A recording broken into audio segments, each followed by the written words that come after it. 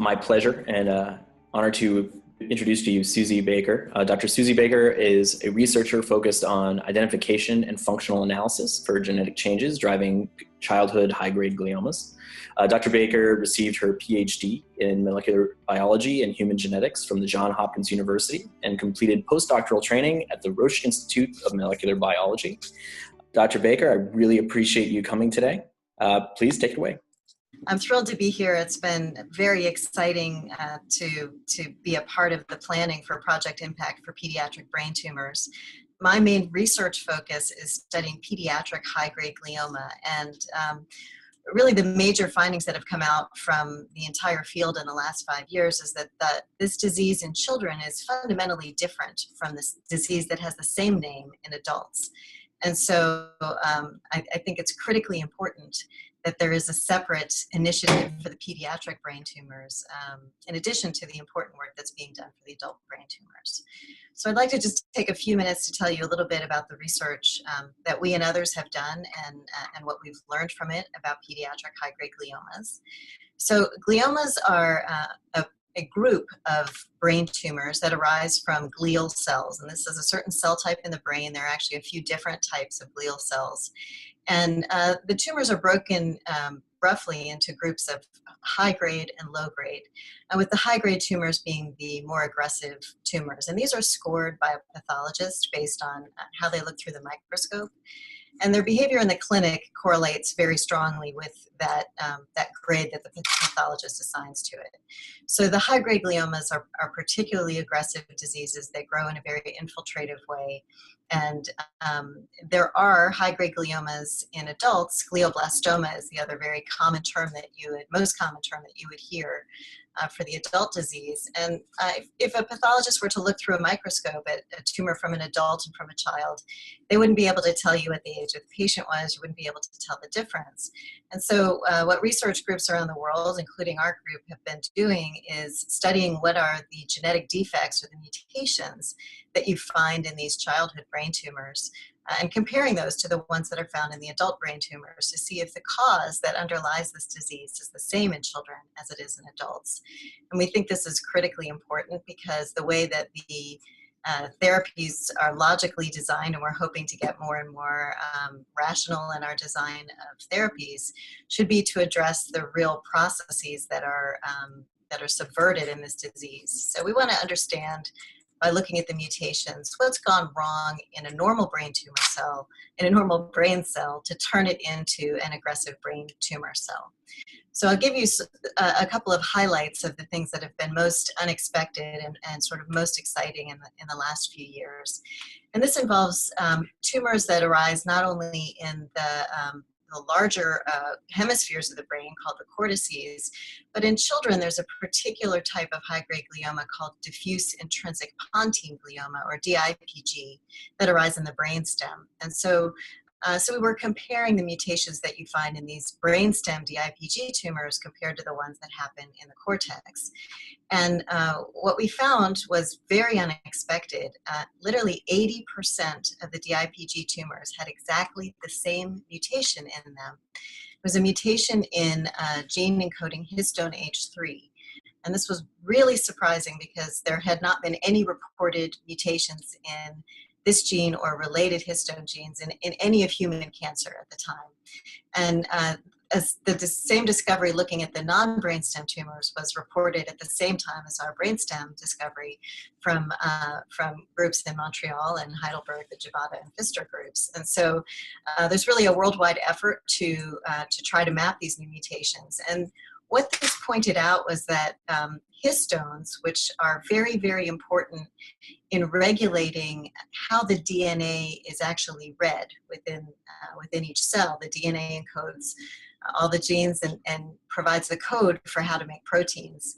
And this particular protein, histone H3, is part of a complex that tells the rest of the machinery in the cell which genes to read or not to read, what to turn on or to turn off. And so this was very unexpected and really points to an important fundamental regulatory process that we didn't know was going to be important in pediatric brain tumors. It's especially exciting because high-grade gliomas are known to be very heterogeneous. You might find very different mutations in one individual's tumor compared to another individual's tumor. And finding a frequency like 80% of DIPGs with a particular mutation gives us a sort of a unifying target, something to shoot for in that particular disease. There are also histone mutations found at lower frequencies in the pediatric brain tumors that arise outside of the brainstem. And in more recent studies, looking at larger collections of tumors, our group and again other groups around the world have found some additional mutations that were also unexpected.